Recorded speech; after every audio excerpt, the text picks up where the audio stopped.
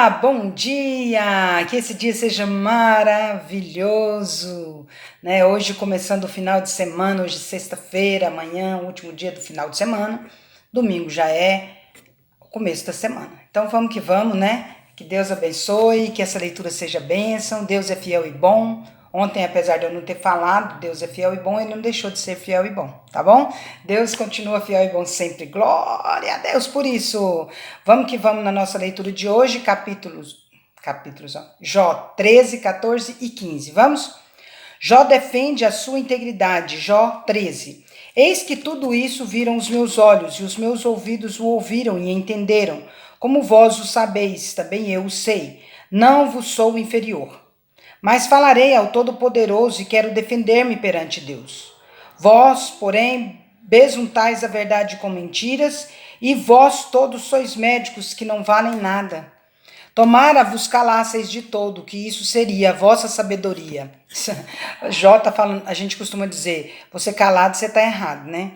Calado, você tá errado. Aqui Jó tá falando, você calado, você é sábio, né? Ouvi agora a minha defesa e atentai para os argumentos dos meus lábios. Porventura falareis perversidade em favor de Deus, e a seu favor falareis mentiras? Sereis parciais por ele? Contendereis a favor de Deus? Ser-vos-ia bom se ele vos esquadrinhasse? Ou zombareis dele como se zomba de um homem qualquer? Acerbamente vos repreenderá, se em oculto fordes parciais. Porventura não vos amedrontará a sua dignidade, não cairá sobre vós o seu terror? As vossas máximas são como provérbios de cinza, os vossos baluartes, baluartes de barro. Calai-vos perante mim e falarei eu, e venha sobre mim o que vier.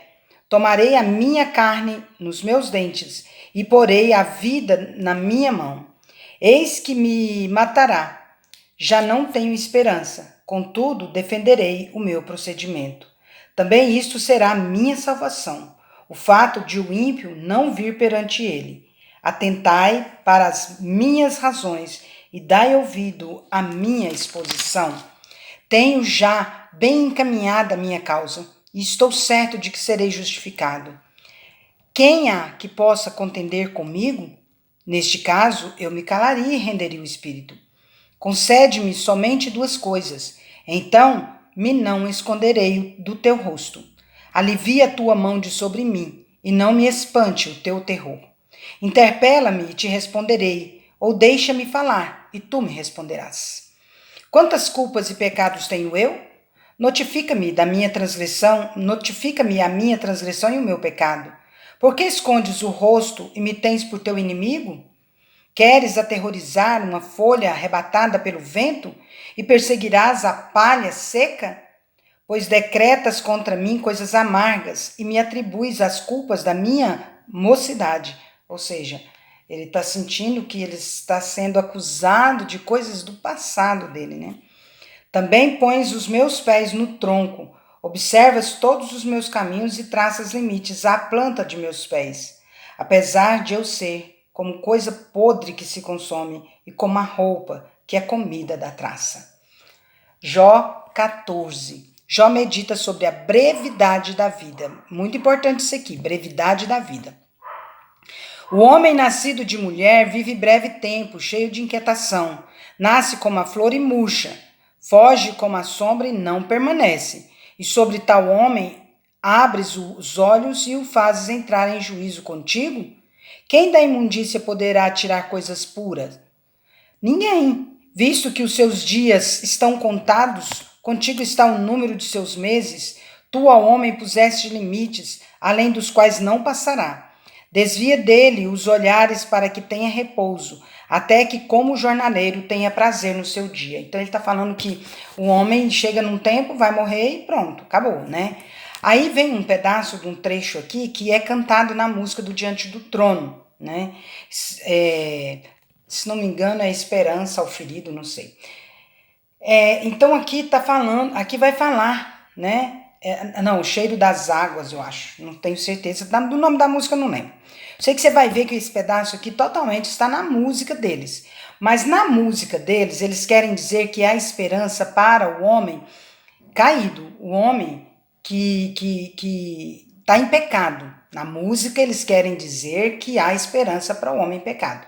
No texto aqui, está querendo dizer que para o homem não tem esperança com relação à morte. Morreu, ele vai ficar sepultado, tá? Vocês vão entender isso aqui à medida que eu leio.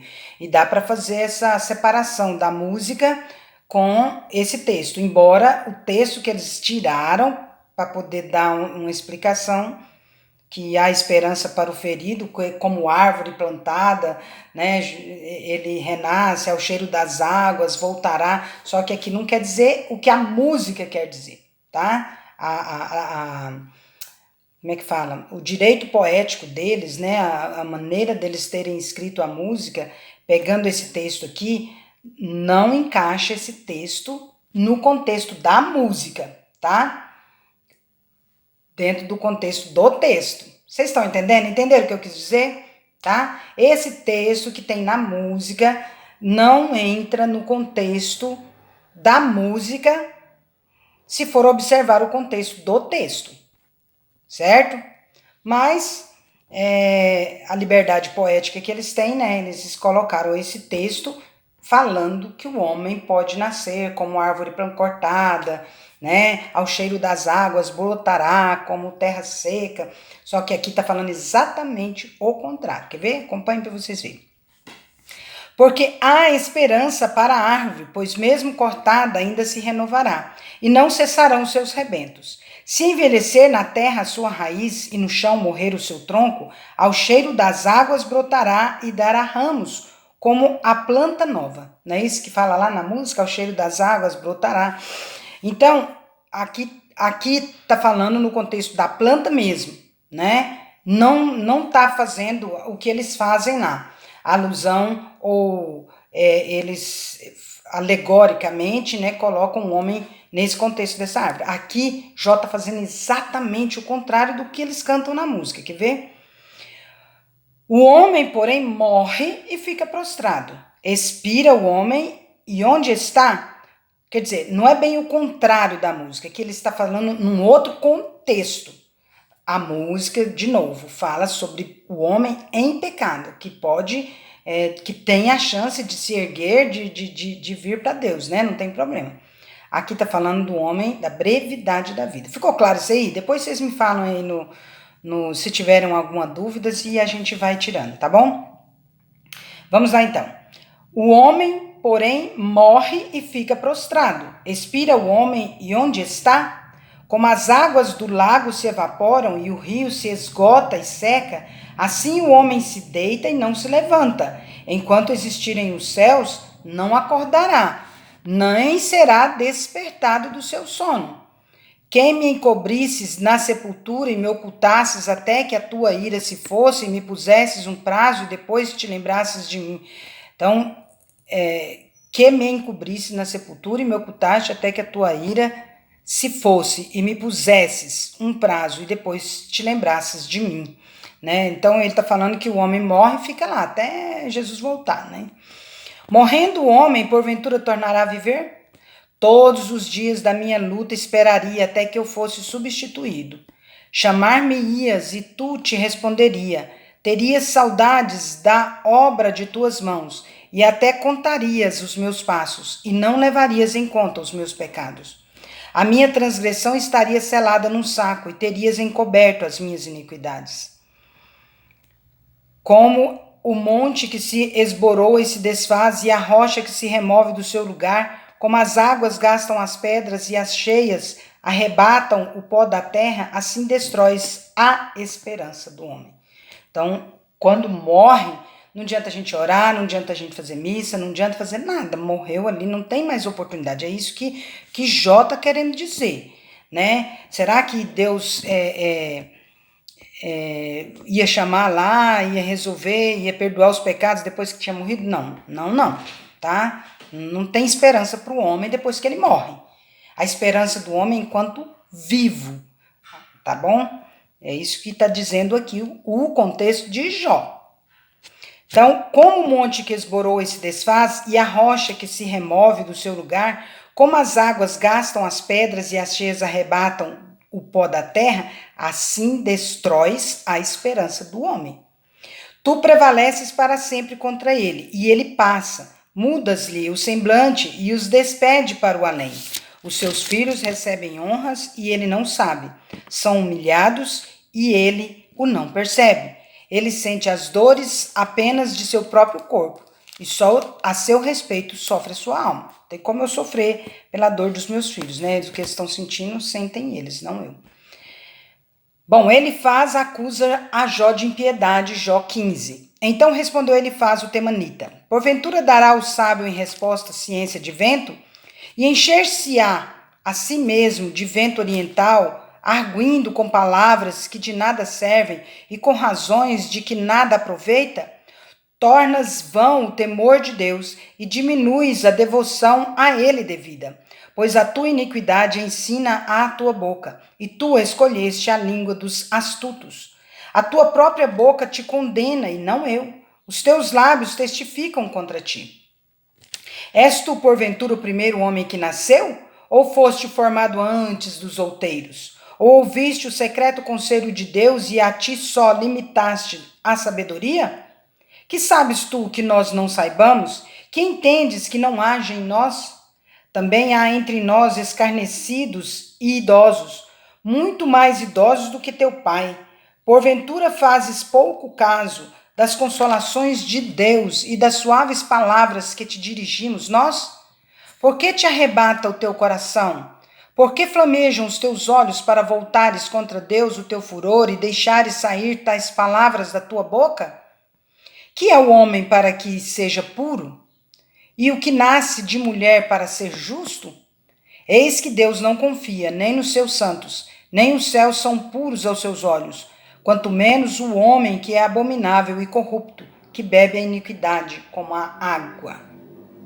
Elifaz mostra o justo castigo dos perversos. Escuta-me, mostrar-te-ei, e o que tenho visto te contarei. O que os sábios anunciaram, que o ouviram de seus pais e não o ocultaram, aos quais somente se dera a terra e nenhum estranho passou por entre eles. Todos os dias o perverso é atormentado no curto número de anos que se reservam para o opressor. O sonido dos horrores está nos seus ouvidos, na prosperidade lhe sobrevém o assolador. Não crê que tornará das trevas, e sim que o espera a espada. Por pão anda vagueando, dizendo: onde está? Bem sabe que o dia das trevas lhe está preparado à mão. Assombram-no a angústia e a tribulação. Prevalecem contra ele como rei preparado para a peleja. Porque estendeu a mão contra Deus e desafiou o Todo-Poderoso. Arremete contra ele obstinadamente, atrás da grossura dos seus escudos, porquanto cobriu o rosto com a sua gordura e criou enxúndia das ilhargas. Habitou em cidades assoladas, em casas em que ninguém devia morar, que estavam destinadas a se fazerem montões de ruínas. Por isso não se enriquecerá, nem subsistirá a sua fazenda, nem se estenderão seus bens pela terra. Não escapará das trevas a chama do fogo, secará. Não escapará das trevas. A chama do fogo secará os seus renovos, e ao assopro da boca de Deus será arrebatado. Não confie, pois, na vaidade, enganando-se a si mesmo, porque a vaidade será a sua recompensa. Esta se lhe consumará antes dos seus dias, e o seu ramo não reverdecerá. Sacudirá as suas uvas verdes como a vide, e deixará cair a sua flor como a oliveira, pois a companhia dos ímpios será estéril, e o fogo consumirá as tendas de suborno. Concebem a malícia e dão à luz a iniquidade, pois o seu coração só prepara enganos. Então é isso aí, gente. Eu espero que vocês tenham entendido. Qualquer dúvida, entra para ler aqui esses dois textos, esses 3 textos de Jó. A gente precisa de um dicionário do lado aí, né? Para entender algumas palavras. Mas tá aí. Que Deus abençoe você, que esse final de semana seja iluminado, seja radiante, seja abençoadíssimo. Certo? Então, vamos?